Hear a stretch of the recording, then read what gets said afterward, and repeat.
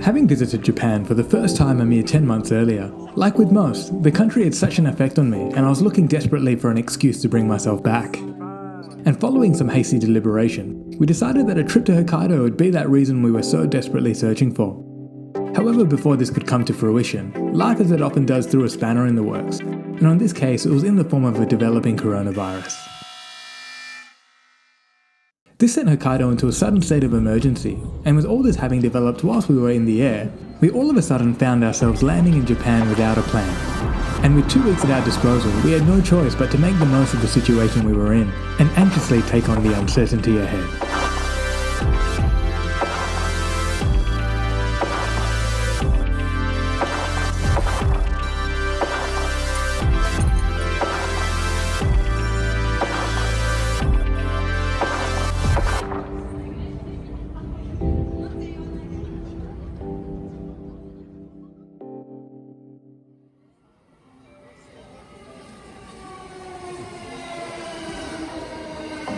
As diverse and plentiful a country Japan may be, we hadn't had to think of anywhere other than Hokkaido for months, so to say we were a little lost from the suddenness of not being able to go would be a massive understatement.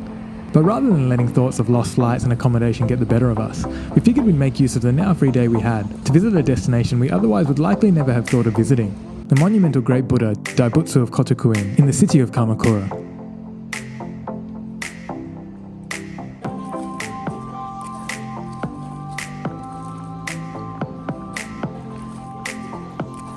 Originally preceded by a wooden statue, the Great Buddha, or Daibutsu of Kamakura, now stands in bronze at a towering 13.35 metres tall.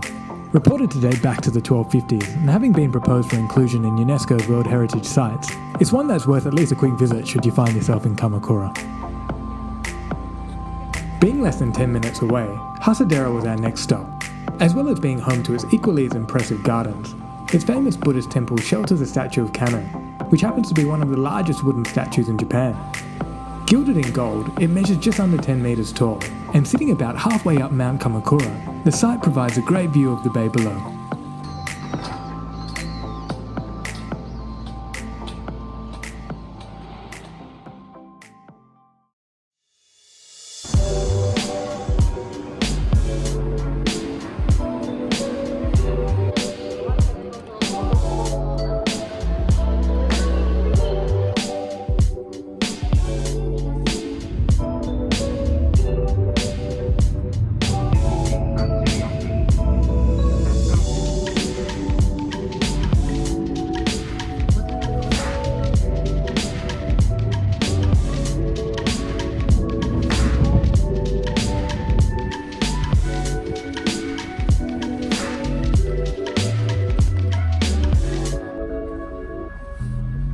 It may come as no surprise to some that Yuki had once again made the decision to join us on this trip, and with leave not being as abundant in Japan as it is in some other countries, like us, he didn't want to let the hiccup of Hokkaido slow us down. After an evening of deliberation, we made the decision to meet in Kanazawa, a destination neither of us had yet had the chance to visit, however had heard a lot about. Following our reunion, we took a stroll down to Omicho Market, Kanazawa's largest fresh food market, for a bite to eat as well as check out anything else it had to offer.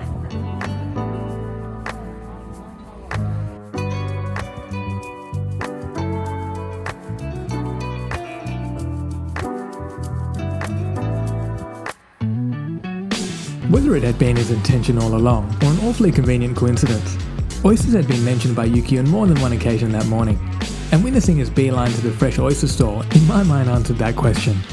Fortunately for Yuki, being on the partial side of oysters ourselves, we weren't planning on turning him down, so with that in mind, we made Kanazawa oysters our first piece of business that morning.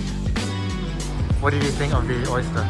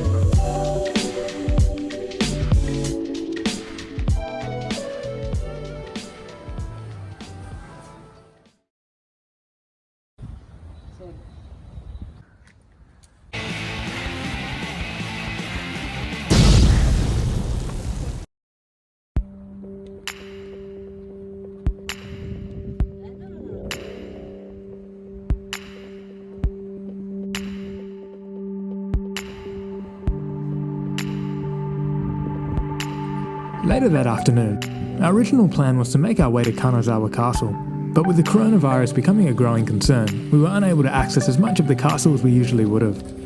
Fortunately for the three of us, Kotoku-in Garden lay adjacent, and being considered one of the three great gardens of Japan, our venture to the area gladly wasn't in vain.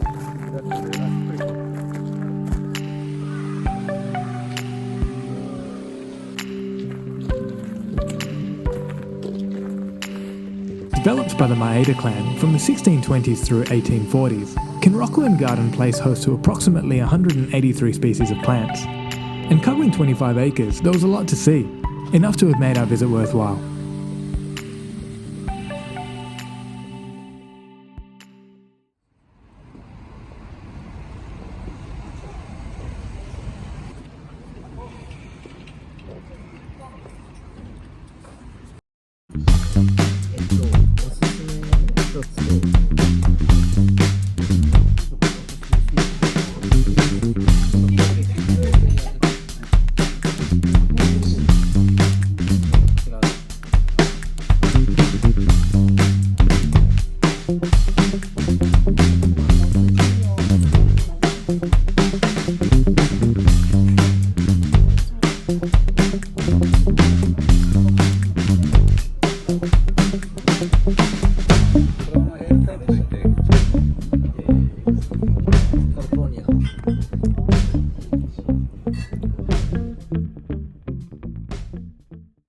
Following an eventful few days, we left Kanazawa feeling optimistic that we were going to be able to put the cancellation of Hokkaido behind us.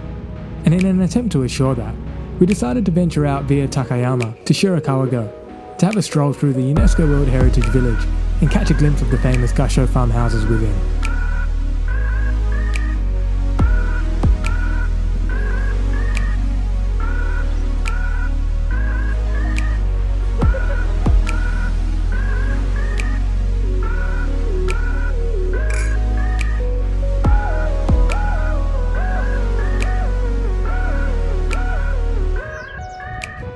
Characterised by their thatch roof design, the Gasho farmhouses of Shirakawago have stood for generations, with some dating back as far as 250 years.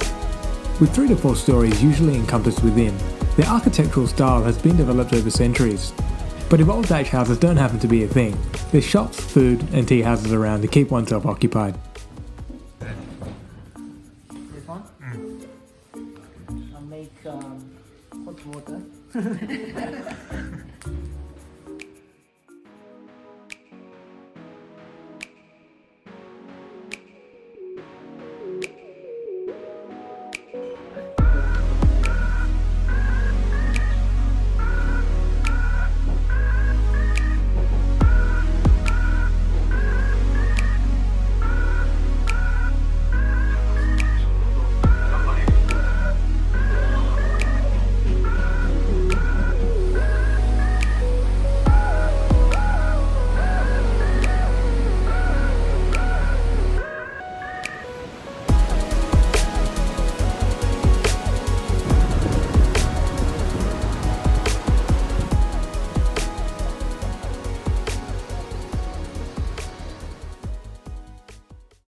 Having taken out top prize in the 2002 Wagyu Olympics, Hita beef is now considered a household name in Japan, and we weren't planning on leaving Takayama without giving it a try. Considered amongst the finest of varieties, Hita Gyu, or Hita beef, is a specific name given to beef from a black-haired Japanese cattle breed, raised in the Gifu prefecture.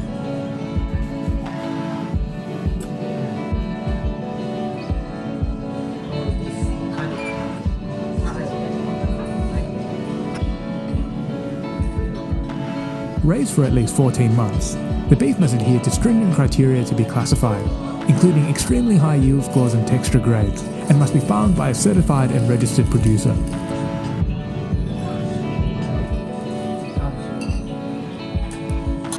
Originating in 1981 from a bull named Yasufuku, who was said to possess the ideal genetic makeup for producing calves with high quality meat, Hita beef is argued to possess a unique, high-quality marbling with an intense marble patterned appearance, which promotes a juicier, more aromatic experience.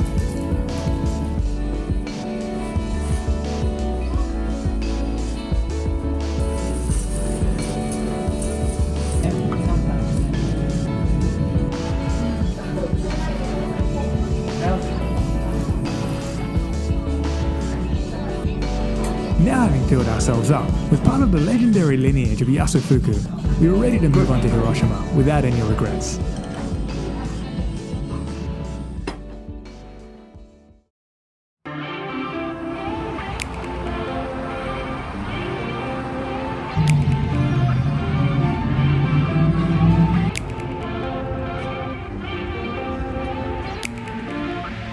Following our evening of excessiveness, our next stop was a city I hadn't yet had the chance to visit, but one I was eagerly anticipating: Hiroshima. Gaining official city status in 1889, Hiroshima is remembered most for the devastating event of 1945, in which it played victim to the first ever deployment of an atomic bomb, wiping out 90% of the city and instantly killing approximately 80,000 people. Having shaped history the way it did, it was something that weighed heavily on our minds, and it was because of this we decided to make the atomic bomb dome one of our first stops.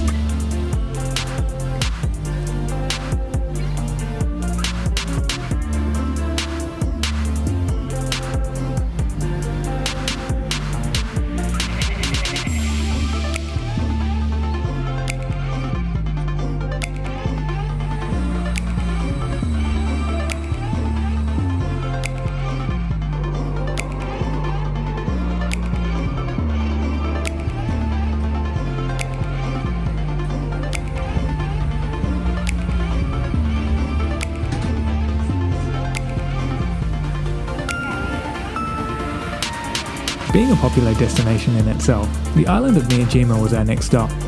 Translating to Shrine Island, Miyajima, or Itsukushima as it's officially known, is famous for its giant torii gate, which appears to be floating on water. Considered one of the top 3 views in Japan, I was eagerly looking forward to being able to see it for myself. But with the Olympics around the corner, the gate was undergoing restoration, making for quite the anticlimactic afternoon. Fortunately for us, our pilgrimage wasn't in vain, as of all its seafood, Hiroshima is also famous for its oysters, with the water surrounding Miyajima being home to a number of flourishing oyster farms. And although having missed Miyajima's annual oyster festival by a few weeks, we were definitely in the right place, so we decided to sample them for ourselves and see what all the talk was about.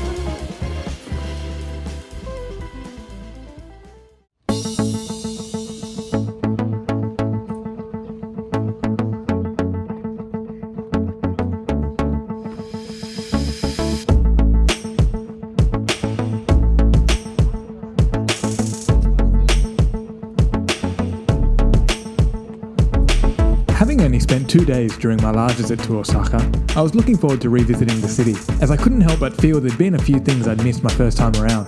And with Yuki not expected to join us until later that evening, it gave me an opportunity to tick a big one off the list: Osaka Castle.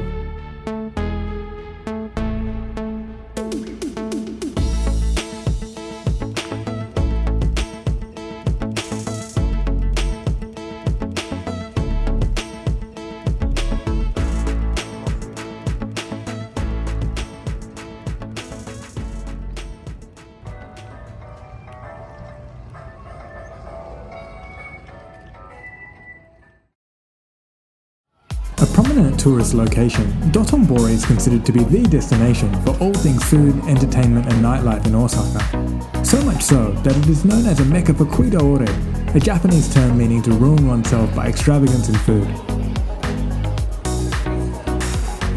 Characterised by its eccentric atmosphere and extravagant signage, Dotonbori really comes to life at night, and it is here the iconic Glyco Man can be found. With an atmosphere unlike anywhere else, it was a must-see for me, having missed the opportunity last time around. And with the end of our stay in Osaka fast approaching, we weren't going to leave without eating some of its world-famous and equally as renowned takoyaki. Having originated in Osaka in the early 1900s, the addictive octopus snack gained widespread popularity and quickly spread throughout the rest of Japan. With many specialty restaurants now established, it was the perfect way to end our stay in Osaka.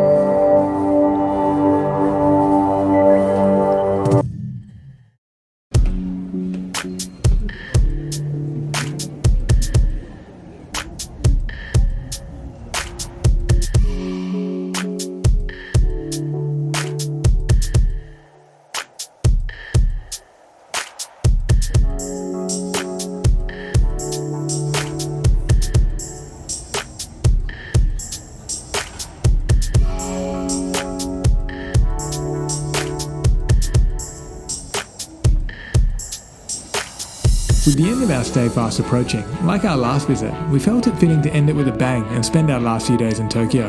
And although there'd be an almost overwhelming amount of things to do, one thing which stood out for me on this occasion was our visit to Shibuya Sky. Towering 230 metres above ground, the rooftop observation deck is the highest point in the district of Shibuya and offers a 360-degree view of the city. Spanning 3 floors, there are art displays, cafes and bars, which only added to our experience that evening.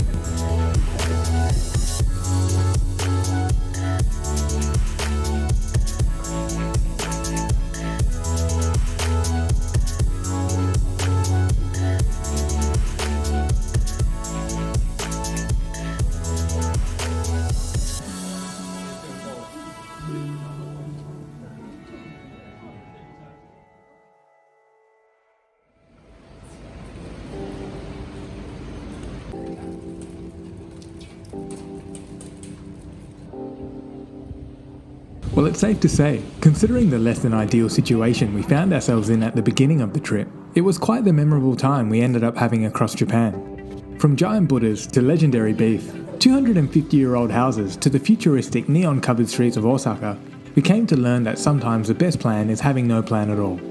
But of course, it goes without saying, having our friend and dare I say knowledgeable travel companion Yuki around played almost an equal part. If you happen to enjoy what you saw and would like to see more, don't hesitate clicking like and subscribing below. And if you're interested in visiting any of the places we did during our visit, or trying any of the food we had the pleasure of eating, you can find all the details in the description box below. But in the meantime, take care and thank you for watching.